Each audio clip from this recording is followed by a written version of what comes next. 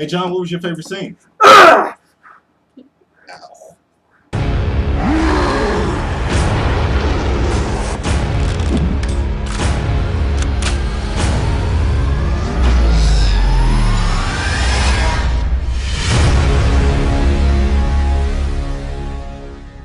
Welcome back, everybody, to the Cirque Show 24/7. I'm Chris. John. Rachel. All right, and you already know what this is. This is what we all been waiting for. It took us a couple of years, like 4 or 5 years, to get to this point. We are talking about the Avengers, and this is our review. All right, John, please give us the plot. Okay, I guess I'll do the short one. We're gonna do spoilers, so be aware. Yes, be aware. please be aware. This will be a spoiler video, so if you haven't seen the video or you haven't seen the movie, pause this, go watch the movie, come back. All right. So pretty much, the bad guys come in and steal the Tesseract, which is the cosmic cube that they have that they found in Captain America. Mm-hmm. Essentially, it's Loki actually comes in and steals it by taking control of the scientist from Hulk. Yeah. I can't remember his name. Eric. I think so. Yeah. Eric something. I'm bad with names. I'm sorry. Which is yeah. Anybody knows. But they get the scientist and he controls Hawkeye too, and they get out with the cosmic cube and go away for a while. While this is happening, the team is starting to build up. They kind of start recruiting Iron Man. They give Cap his mission. Scarlet Widow. We kept calling her Scarlet Widow. Yeah, I Black Widow. Black Widow is trying to get Hulk too, and she's kind of tricking him and everything, and they're kind of finding the middle ground too. When this is happening, the Loki's people are like, well, we need to get something. We need to get a distraction. We need to get something so we can, plant this device to open this portal. Well, Loki lets himself be captured. He pretty much almost takes down S.H.I.E.L.D., almost takes down the team. Which actually, before that happens, there's a badass battle. Can I do cuss words? Yeah. Who gives a shit? Use the damn cuss words. Okay. There's a badass battle between Thor, Iron Man, and Cap coming in there at the end that we've kind of seen on the commercials with the forest. Loki gets free. They get away. The team gets Hawkeye back, but they get scattered to all four corners. The portal gets open. Aliens swarm in. The team has to reassemble essentially, coming from different parts at different time. Hulk comes in on a tiny little scooter, and they have to get together. They have to beat the bad guys, kick their asses, and then we get set up for a second movie. All right. I don't know if you want to say that, but make sure to stay after the credits. Make sure to stay after the first set and the second set of credits. Yes, There's it's two scenes. All right. So is that a good synopsis? That's excellent. Rachel, please tell me what you thought of this movie, and not just what you thought. You going into it. Did you like the Avengers? Did you grow up with it? Just tell me what you thought of it. I thought it was really awesome. Okay. Really, really awesome. I'm speechless right now. Yeah. I don't even know what to say about it because it was one of the best movies I've ever seen. Would you put it up there with the first Iron Man? Because I know that holds dear to a lot of people's heart when it comes to the Marvel movies. The first Iron Man. I'd say it's a lot better. Okay. Do you have a favorite moment? Do you think a certain team member shined the most, or what? They were all awesome. Okay. They all had their moments. Everybody had Your little moment yeah. to shine? Okay, that's good. All right, now, John, what about you? Ah, man. I don't know what you can say about this movie. It's just, it really is one of the best movies I've ever seen. And early on, a quarter of the way through, I'm thinking, oh my God, this is recapturing Iron Man. Because, everyone when they went to X-Men was like, oh my God, this is amazing superhero movie. Spider-Man, you get to swing Spider-Man. Then those haven't held up over the years. Those haven't really given you anything. Iron Man has held up over the years. It's been one of the best superhero movies, the best Marvel movie of any of them. This one, a quarter of the way through, I'm like, wow, they recaptured this. Is just as good as Iron Man. They blew it out of the water for the next 3/4 of the movie. It's just, yeah. You don't if you haven't even seen the other movies, you don't even have to. You can just sit down and watch this. Go back and watch them later. Everything is self-contained. It's an amazing, amazing movie. All right, so I think we all agree that you don't have to be a Marvel fan or just a superhero fan to enjoy this movie, right? Yeah. All right, and I'm a DC guy. I barely read any Marvel comics. I know the characters, and I got some love for the characters. I never read any new Marvel comics. I don't think there's anything good out. This was amazing. This blows everything out of the water. Okay. And my thoughts on it was, I'm just like John. I grew up as a DC fan. I grew up Batman. Superman. I grew up that kind of fan. So Avengers were really never my thing. But when Iron Man came out, I was like, okay, they're setting up something good. Incredible Hulk came, and I started to like stuff. I started saying, okay, maybe this is gonna be good.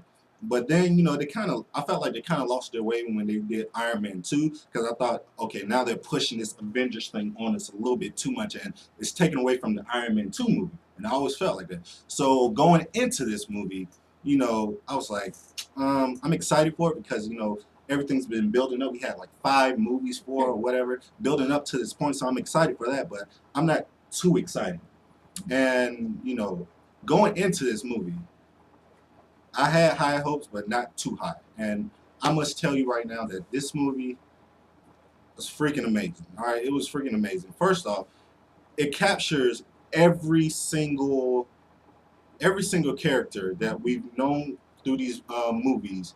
It captures them in their own spotlight. They all have their spotlight. Thor has his spotlight. Hawkeye has his spotlight. And with Hawkeye and Black Widow, they're the two really humans. Not with the superpowers and not even including Tony Stark, just Black Widow and Hawkeye. They're the two with no powers in them. And I was worried, like, how are they going to use these two characters to fit with these superpower badass team? And I can tell you right now, Black Widow, she kicks some ass that she don't need nobody on the team. And Hawkeye, with his story, man, Jeremy Renner, he did an amazing job, and I'm looking forward to seeing him in the new Bourne movie, because he's going to be in the new Bourne movie. And he does an amazing job as Hawkeye, and they just have their moment to shine, and that made me real happy, because I already knew that going into this movie, Robert Downey Jr. is going to be badass, because he's badass as Tony Stark. You don't when you see him in this movie, you don't think it's Robert Downey Jr. You don't think he's like Sherlock Holmes or the guy playing the black guy in Tropic Thunder.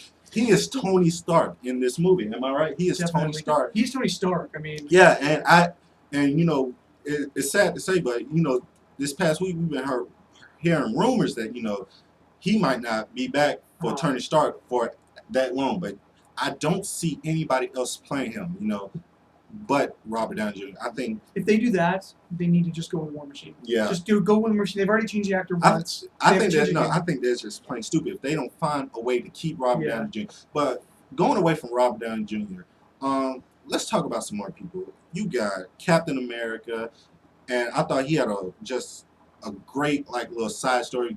He's brand new to this brand new world. He's been frozen for like 70 years, and he's getting to this new technology, and he thinks he knows these inside jokes, but they're not really that big of an inside joke and stuff. So he thinks he's really up to date and hip, but he's really not. So I thought that was not really even that. cool. He refuses to explore the world. Yeah. I mean, and then he has to work out the kinks. Yeah. It's like being cooped up for a long time. You gotta when you exercise, you gotta work out all the kinks. You gotta get everything to get into a flow. He couldn't get into the new world until something got him out. Yeah. And another great plot of the story was just the relationship between Thor and Loki. It has this just this realness to it when you see two brothers going at it, because Thor, he stands for goodness, and he wants to protect this world, but Loki, he has just this bitter little brother thing, and I see that with my little brother, because I was like, okay, I could see my little brother getting pissed off at me about some stuff like that. And that's what I like. I was like, okay, I believe these two are real brothers with real conflict. And I love that. But out of all these characters, man, out of Tony Stark, out of everybody, if you go back to my trailer review for the Avengers, I said it. The person who's going to steal this movie is the Incredible Hulk. Am I right? Yeah. And we didn't even see Hulk till the end. Yeah, I mean, that's the best part. I think they made you wait the whole time to see him, but they made up for it in 10 minutes. Yeah. Of a 2.5 hour movie, they made up for it in 10 minutes. And I think Mark Ruffalo is the perfect Bruce Banner and Hulk. He's the only actor to play both characters. He did the motion capture, so when you see his face, it's like a point in the movie when he's first turning into it, and he kind of gives you that little look, and you see him like, that's Mark Ruffalo in there. You know what I mean? Well, they even changed Hulk a little bit to fit the actor and fit the character more. Because in Incredible Hulk, he stood like a man. He was a person. He was a man. In this one, he moves more like an ape. Yeah, most of the he time. kind of he walks hunched on back his and fist. stuff, and I like that. And man, when I say he has just scene stealers from just look out for the Thor fight. Him and Thor, for some reason he doesn't like that blonde, that pretty blonde Thor. He doesn't like his ass for some reason, man. And he just steals so much, man. Just he brought so much to the table. I thought he was a perfect. Incredible Hulk. I love the Edward Norton. Yeah, Hulk. I did too. I always loved the Edward Norton. It was Bill Bixby. I mean, it was like the old TV show turned into a movie, but this was something different. This fit a little better for the Avengers. Yeah. But yeah, I thought it was great. What would you rate this? Oh man, is there anything higher than a 10? You can go 11. 11. What Let's about go to you? 11. 11. I give it a 10 plus 1. So I guess that is 11. Yeah. And did you want to say something? It's just so It was amazing. I think people will not be let down. And like I said, I was worried that it was just going to be one of those popcorn movies. I thought it was going to be good, but it was just going to be a popcorn movie that you easily forget. But it just gives you this. I had goosebumps when they're just in there and they're just talking.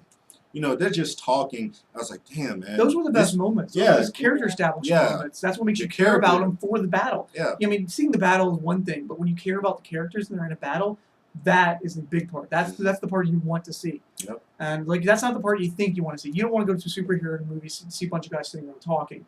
But when you see it, that's the part you want to see. You want to see more of the interaction, goosebumps, and some of the just the characters talking. Yeah. I mean, because it's so weird that Josh Whedon he needs so much credit. I think definitely watching this movie, he should have the Christopher Nolan status now, where Christopher Nolan can do whatever the hell he wants and he can get away with it because he's earned that right. I feel like now Josh Whedon has earned that right as a writer. Yeah, as a writer, and I feel Marvel is stupid if they don't make this guy write the rest of their comics, the comic book movies. He has what it takes. He knows the characters, but not only does he know the character, he knows the characters to where he doesn't overshadow nobody. He gives everybody their free time, and that's what I like to see.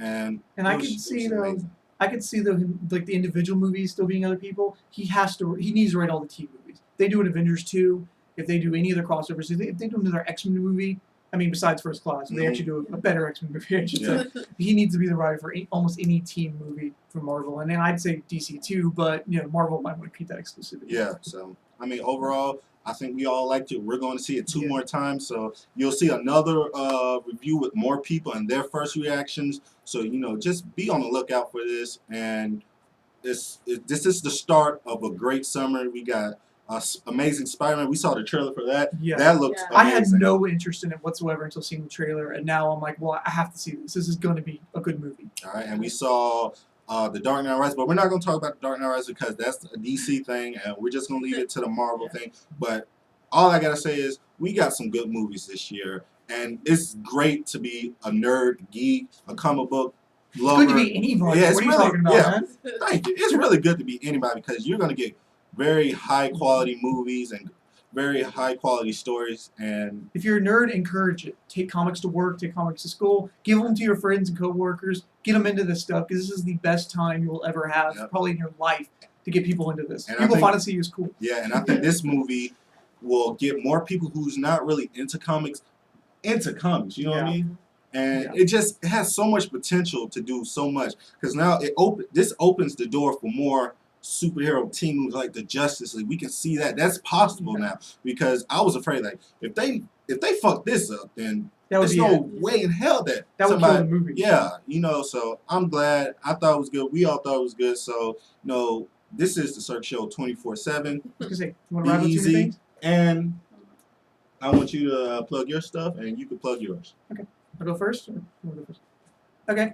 Well, I'm one of the hosts of Not Young Just Us, a Young Justice podcast. I think he's mentioned a couple times, and we mention him all the time. You can check us out on Facebook. We're under nerdcastnetwork.com. You can subscribe to us on iTunes. It's under Not Young Just Us. We have a Twitter under Not Young Just Us. We have RSS feed, whatever. Just get in contact with us. However, You got anything? Yeah, I forgot. I guess she Chibi does. Usagi. chibi-usagi-art.deviantart.com.